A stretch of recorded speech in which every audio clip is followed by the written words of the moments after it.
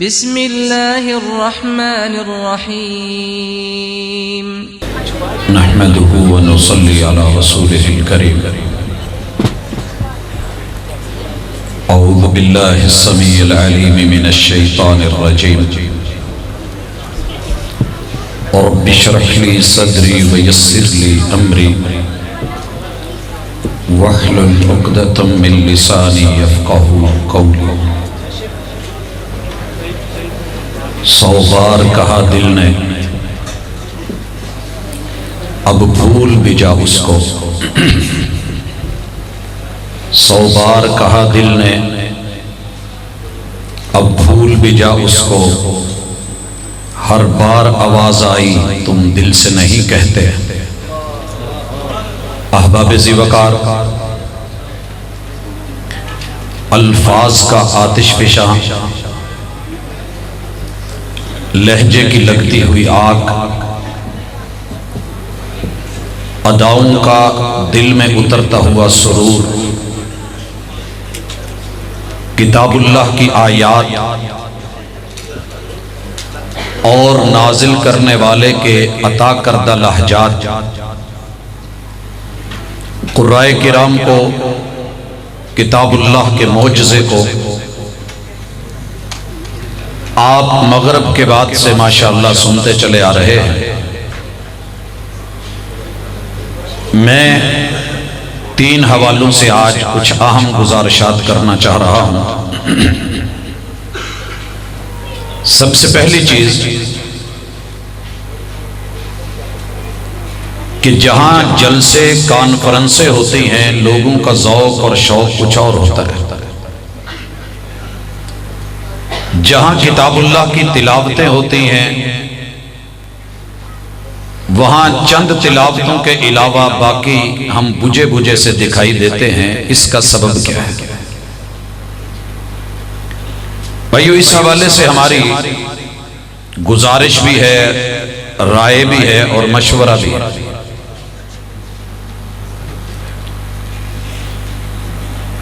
کہ جب جب تلاوتوں کا اہتمام کیا جائے ساتھ میں ان کے ترجمے کا اور تفہیم کا بھی اہتمام اگر اسی مجلس میں ہو تو حق ادا ہو جائے۔ بے شک قرائے کرام کی تعداد کم کر لی جائے، راتوں کی تعداد بڑھا لی جائے، لیکن جو تلاوت ہو ساتھ میں وہی قاری صاحب اپنے مخصوص اور خوبصورت لفظ، تلفظ، الفاظ اور لب و لہجے میں اس کا ترجمہ بھی اگر پیش کریں یا تلاوت کرنے سے پہلے وضاحت کر دیں کہ اللہ تعالیٰ کے یہ پیغام، یہ میسیجز میں لے کر کے آیا ہوں اور یہ بامقصد جو ہے وہ مجلس ہے اور بزم سجی ہے، اور پھر جب تلاوت کی جائے تو یقیناً دستک دلوں تک پہنچے گی اور دل زندہ ہوں، ضمیر شاد اور آباد ہوں تو گفتگو مزہ دیتی۔ بھائیو، دوسری گزارش، میں کئی مرتبہ اپنے دوست احباب اور خصوصاً قاری نوید الحسن صاحب حافظہ اللہ تعالی سے ہم نے ایسے پروگرام کروائے بھی کہ جب لہجے تبدیل ہونے لگے،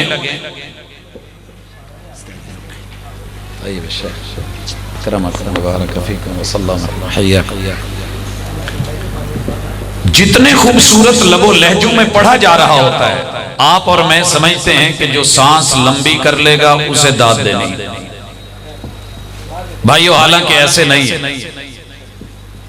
میں کوشش کروں گا کہ اپنی مقامی مثال سے عرب کے لہجے، لہجات، کتاب اللہ کا نزول اور سبعۃ احرف کی جو باتیں آپ سنتے ہیں اسے ذرا قریب کر سکیں۔ بھائیو، ہم کراچی میں ہیں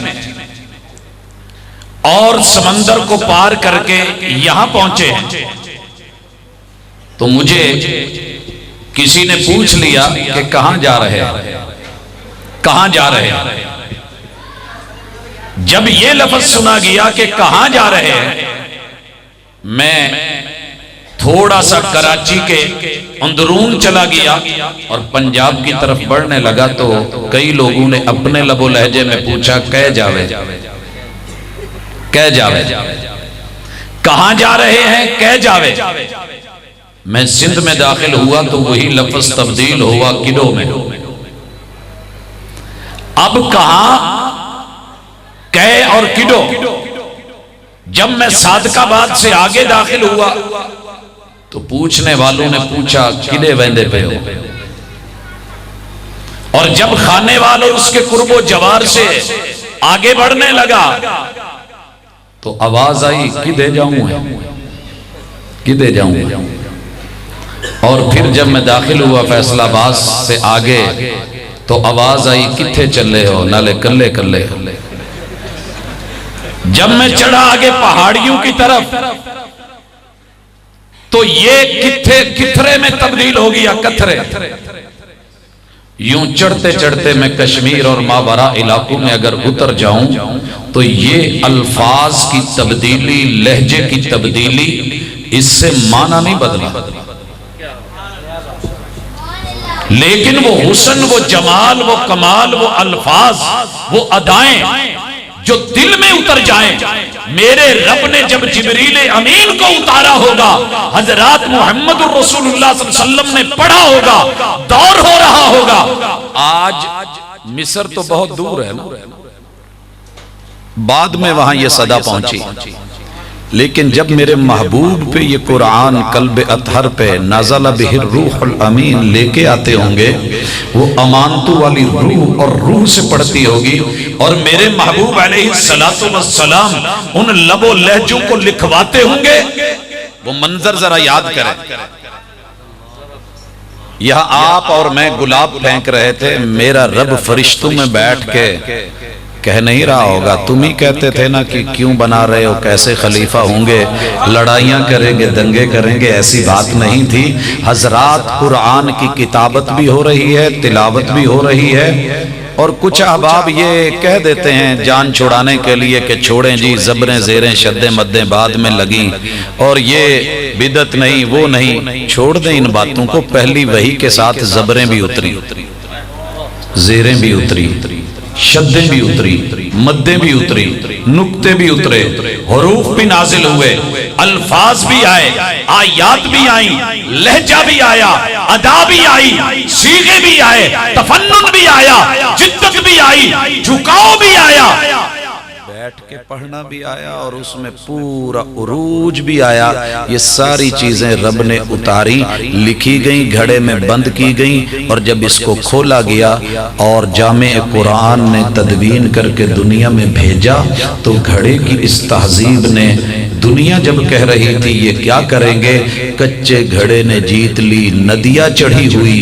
مضبوط کشتیوں کو کنارہ نہ ملا۔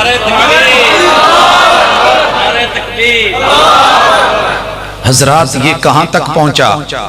مصر کبھی چل کے پاکستان میں نہ آتا اور پاکستان چل کے کبھی مصر میں نہ جاتا۔ یہ محبتوں کے پھول نچھاور نہ ہوتے اگر قرآن کے اصول نہ ہوتے، قاعدے نہ ہوتے، ضابطے نہ ہوتے، تلاوتیں نہ ہوتی، قراتیں نہ ہوتی، اور افہام نہ ہوتی، تفہیم نہ ہوتی۔ حضرات یہ آپس کے اندر دور، کتاب اللہ نے جس طریقے سے ہمیں ایک دائرے میں رکھ کے جوڑا ہے، یہ کل بھی زندہ معجزہ تھا، یہ آج بھی زندہ معجزہ ہے۔ لہٰذا اس کے ساتھ صرف لمبی سانس تک نہ جڑیں، لمبی سانس تک۔ تیسری گزارش، اللہ پاک کا شکر ہے، میرے رب کا احسان ہے، انسان ذوق رکھتا ہے، اوپر کو جاتا ہے، اس میں کوئی شک نہیں، اوپر جا کر کے بلڈنگ اچھی لگتی ہے، لیکن اگر بنیاد والی چیزوں کو چھوڑ دیا جائے جو عموماً بے رنگ ہوتی ہیں، بھائیو ٹیلیں وہاں لگتی ہیں جہاں سے زمین کا اپر آتا ہے، جو بنیادیں نیچے ہیں، جو اینٹیں نیچے ہیں، حضرات ان پہ کوئی رنگ چڑھانے والے نے رنگ نہیں چڑھایا، ٹائلیں خوبصورت نہیں لگائیں، اوپر والے رنگ تو نظر آ گئے، بنیادیں نظر کیوں نہیں آئیں؟ میں پہلے خطابت کی مثال دے کے قرآ کی طرف آ رہا ہوں، ہونا کیا چاہیے تھا؟ حضرات میں سمجھتا ہوں 4 حرف پڑھنے بولنے لکھنے آ جائیں تو بندہ خود کو کچھ سمجھنے لگتا ہے، مگر مٹا دے اپنی ہستی کو اگر کچھ مرتبہ چاہیے کہ دانہ خاک میں مل کر گل و گلزار ہوتا ہے۔ آخری خطیب اول، صف اول کا خطیب اول بلکہ خطیب اعظم پوری دنیا کا بھی اگر کوئی ہے اور اس کے دل و دماغ میں تکبر، فخر یا غرور آیا تو مارا گیا، مارا گیا۔ مجھے کچھ نیچے آنا ہے، میں اپنے علماء کی تقریباً 17 کیٹاگریز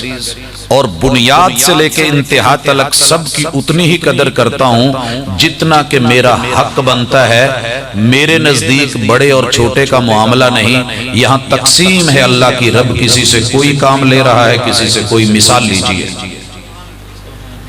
جن لوگوں نے مسجد بنائی وہ آج اگر نہیں ہیں تو وہ پہلے شریک سفر اور ثواب اور اجر کے مستحق ہیں۔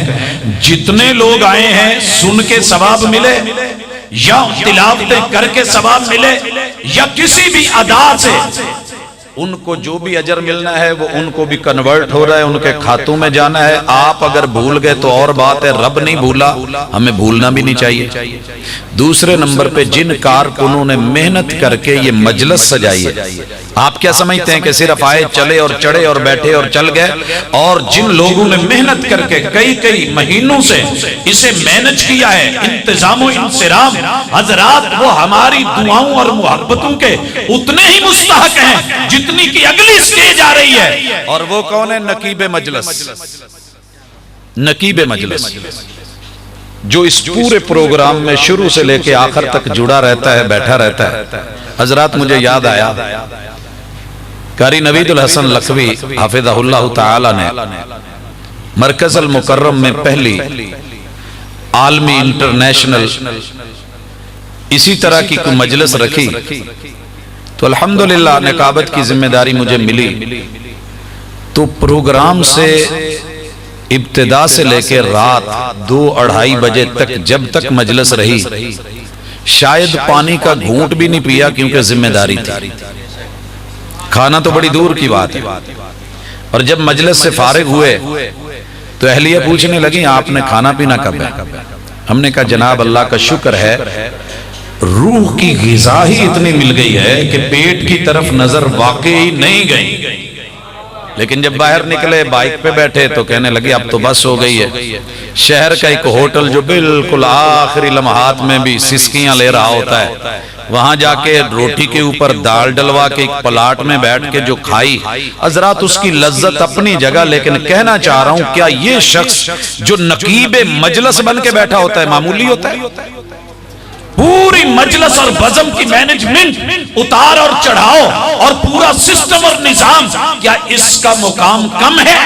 اتنا ہی ہے انشاءاللہ جتنا کہ مجلس کی کامیابی میں صف اول کے خطیب کا ہے، ادیب کا ہے، یا کسی قاری قرآن کا ہے۔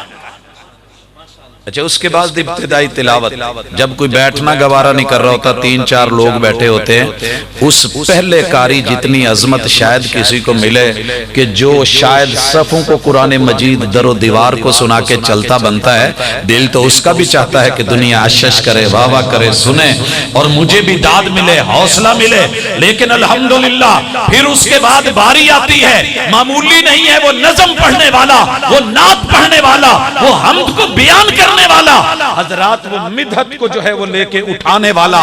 اور ورفعنا لک ذکرک کی عملی شکل بننے والا۔ یہ نعت خان ہو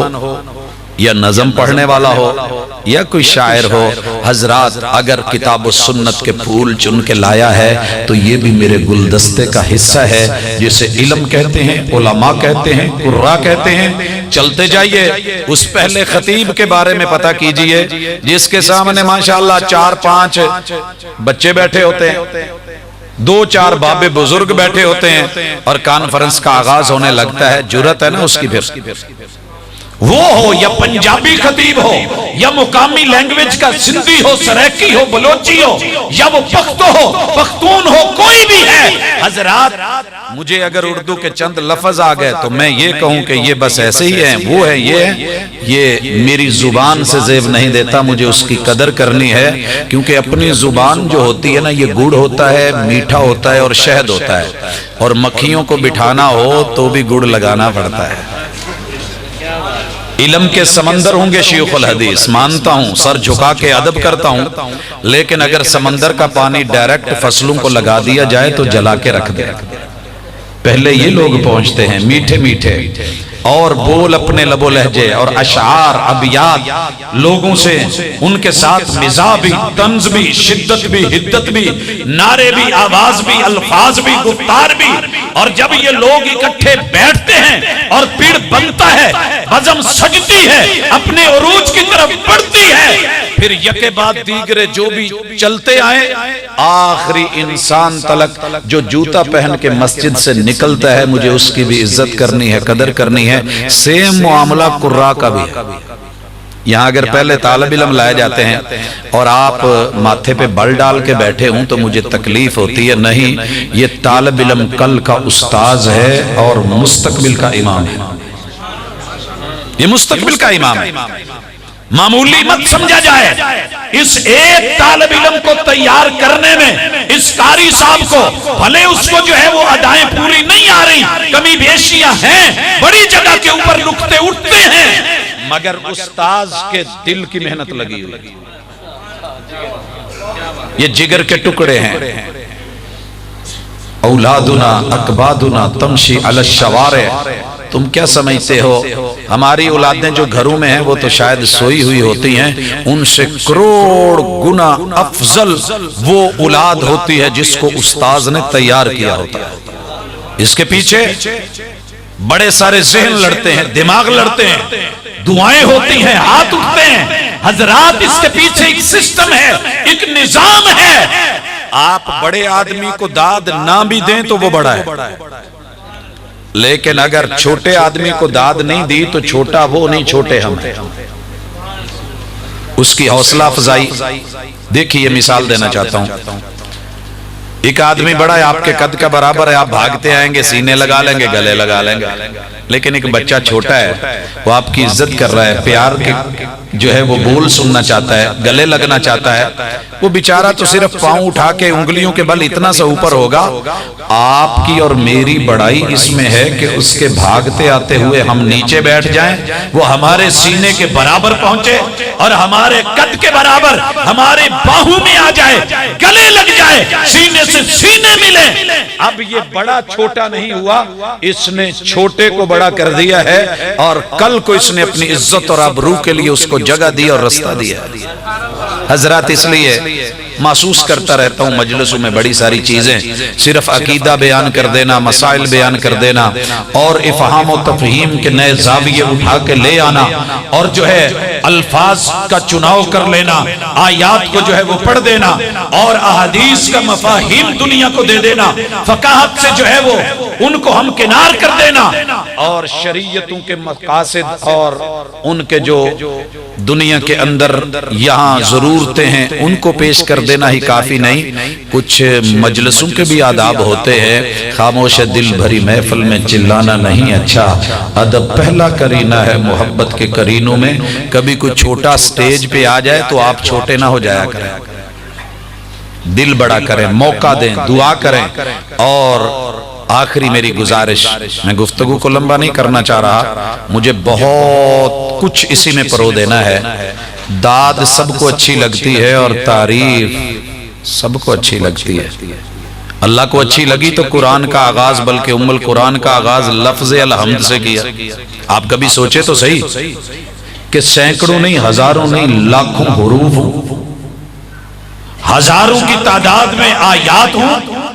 اور لفظ الحمد کو چن کے ابتدا میں لایا جائے، کوئی تو وجہ ہے کہ فرنٹ پہ لایا جا رہا ہے، کیونکہ سارے دروازے، بند دروازے میں نے دیکھا ہے تعریف سے کھل جاتے ہیں۔ تعارف صحیح ہو، تعارف صحیح نہ ہو تو کھولا ہوا دروازہ بھی ہم بند کر دیتے ہیں۔ کھولا ہوا دروازہ، دستک ہوئی ہے، ہم باہر گئے ہیں، دیکھا آگے بندہ، تعارف ٹھیک نہیں، اچھا بابا پھر ملیں گے، السلام علیکم۔ اور اگر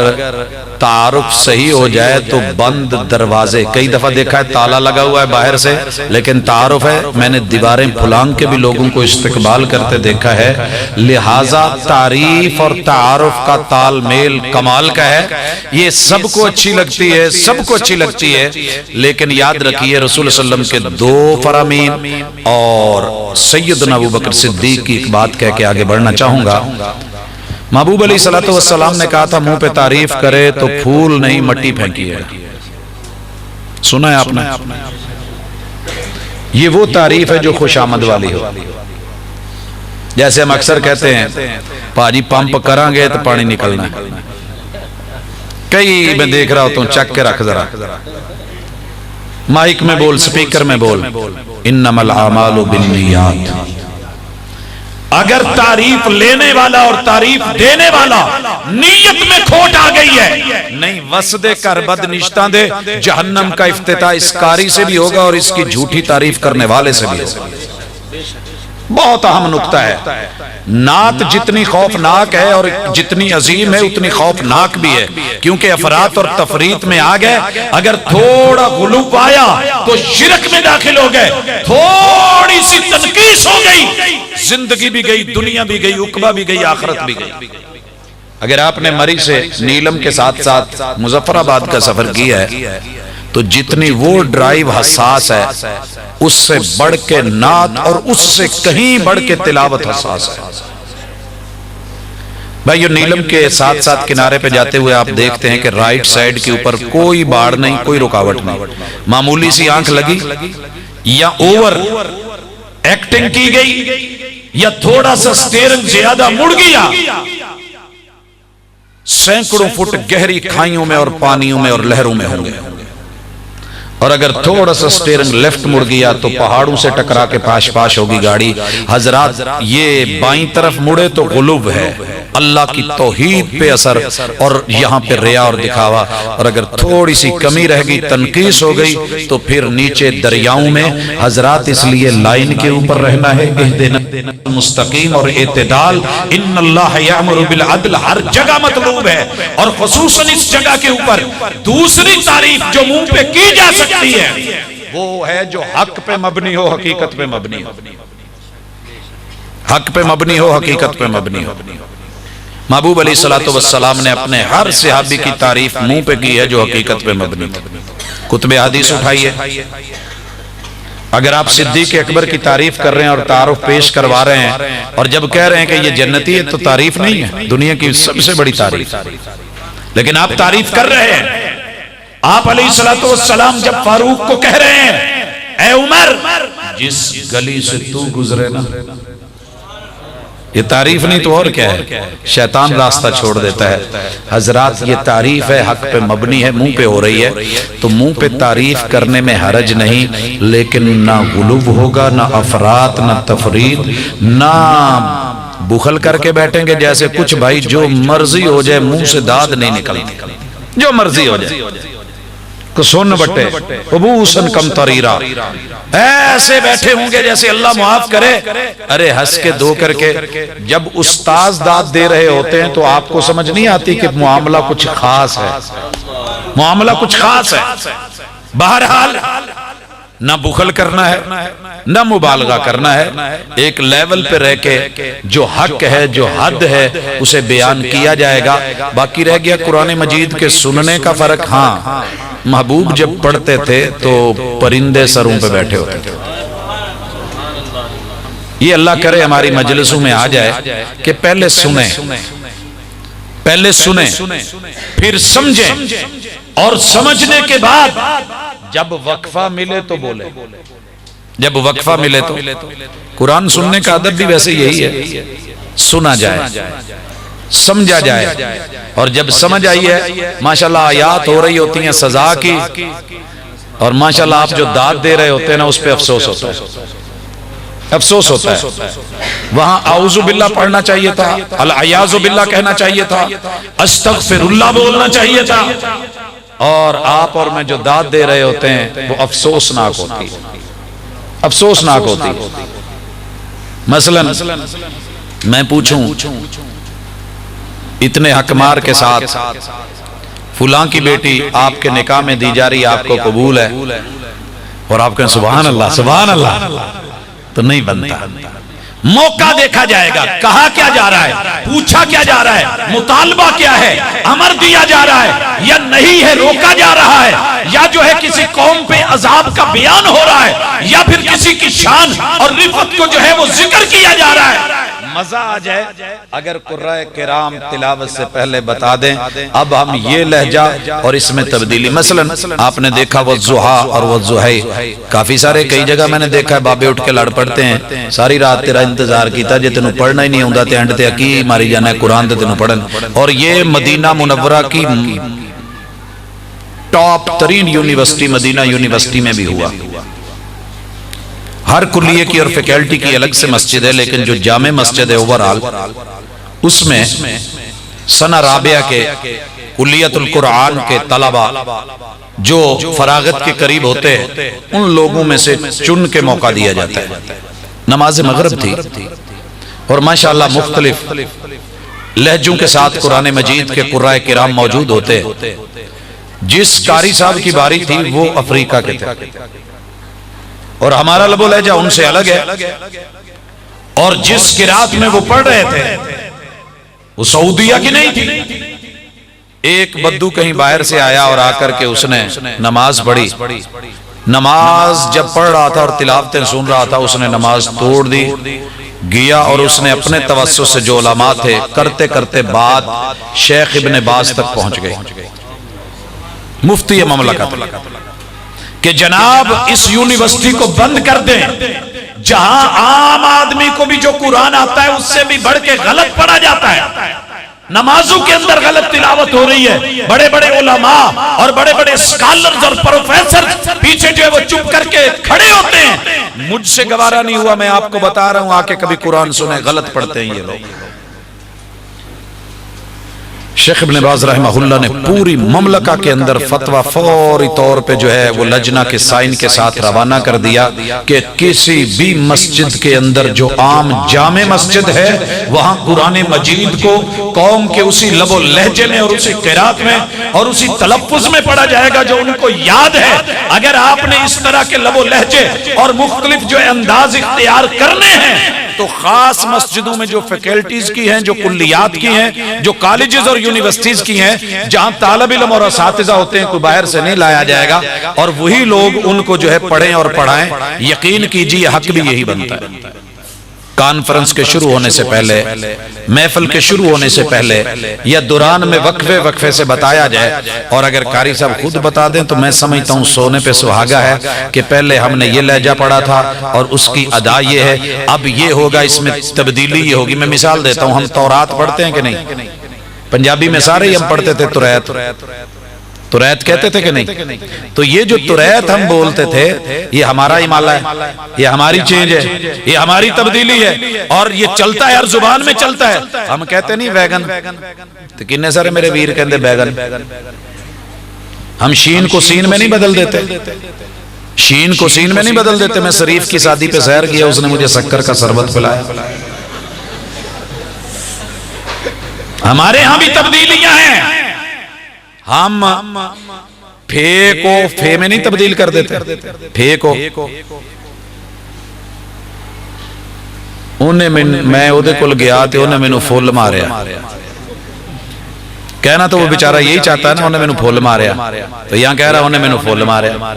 تو اب یہ پھے کو فے میں، اور اسی طریقے سے چھے کو ہم شین میں تبدیل نہیں کر دیتے۔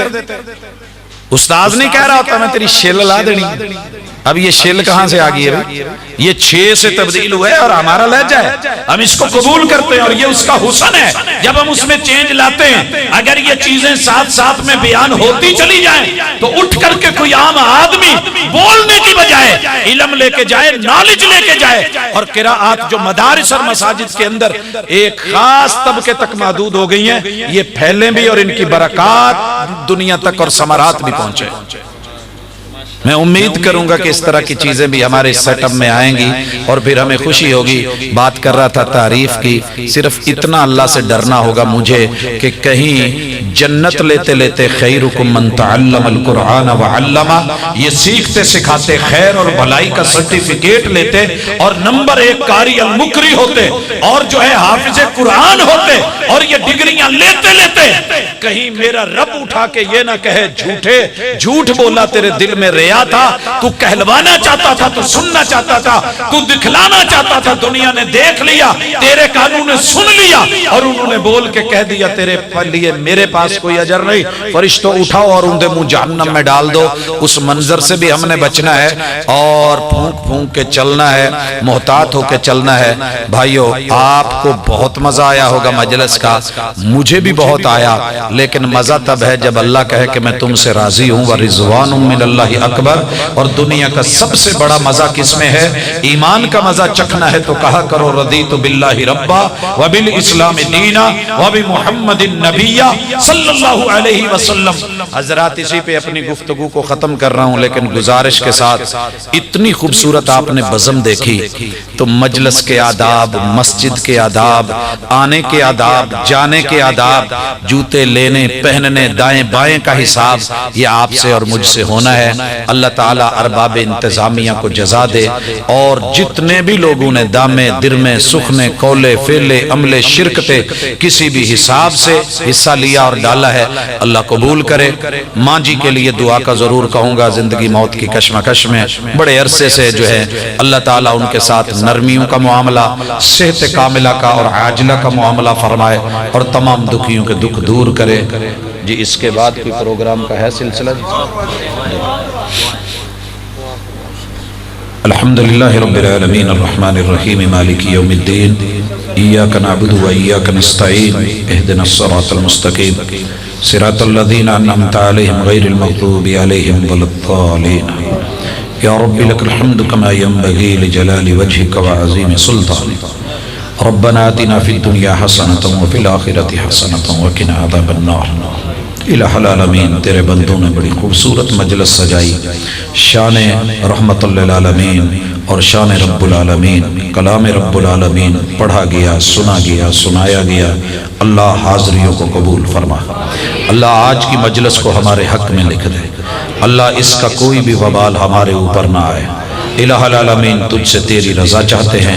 اللہ اپنے گناہوں کی معافی چاہتے ہیں، اللہ گناہگار ہیں، خطاکار ہیں، سیاہکار ہیں، بڑی بڑی اللہ غلطیاں ہیں، لغزشیں اور پاپ ہیں، میرے رب معاف فرما دے،